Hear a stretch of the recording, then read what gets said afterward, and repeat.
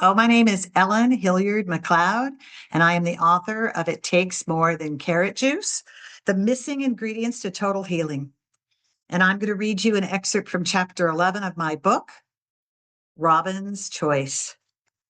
Robin was one of those people who blended both paths, faith and practicality, science and spirit. A 70-year-old woman with clear blue eyes and sun-warmed skin, she carried herself with a quiet vitality. She had worked most of her life on the janitorial staff in public schools, supporting herself through long hours and little rest. Life had not always been easy, but Robin possessed a gardener's heart, steady, patient, and full of hope. When I first met her, she had been living with lung tumors for 5 years. But when she entered the room, she didn't look like someone burdened by illness. Her handshake was firm, and her voice had a musical lilt.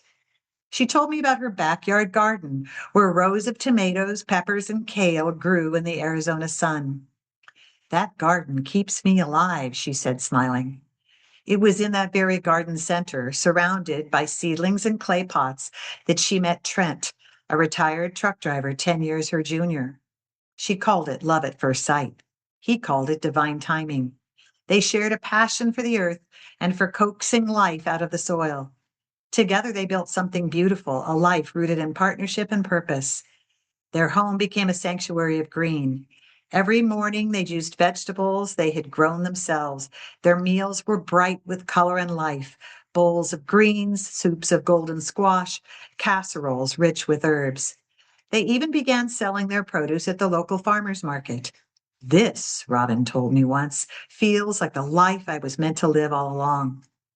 After a year of devoted natural healing of juices, herbal tonics, acupuncture, and prayer, Robin went in for another lung scan.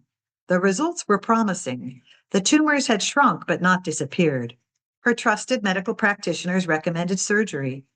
Before making her decision, Robin chose to look inward once more. She wanted to know why she hadn't fully healed. Her body was nourished. Her heart was full. Her finances, once a burden, were stable thanks to Trent's support. So what was left undone? Working with an intuitive acupuncturist, Robin uncovered something hidden, a quiet resignation she had carried for decades. Both of her parents had died before their 72nd birthdays, and somewhere deep inside, she had accepted that she would too. "I guess I just thought 70 was my number," she said softly. The moment she recognized that thought, everything changed. "That's not faith," she told me later. "That's surrender to fear." Robin and Trent began a new daily ritual, and each morning as they juiced together, they spoke affirmations aloud. "I am whole, I am strong, I am healed." She stopped saying my cancer. She stopped owning it. She claimed wellness instead. And when the time came for surgery, Robin didn't see it as a defeat, but as a sacred partnership with God and medicine. Her previous months of cleansing and spiritual preparation had already reduced the tumors to a manageable size. The surgery went smoothly, and her recovery was swift. Today, Robin is vibrant, energetic, and cancer-free. She still rises at dawn to tend her garden, her laughter carrying across the rows of tomatoes and basil. "The garden was my classroom," she told me recently. "It taught me that healing takes spiritual light, patience, and a belief that something unseen but miraculous is always growing inside you."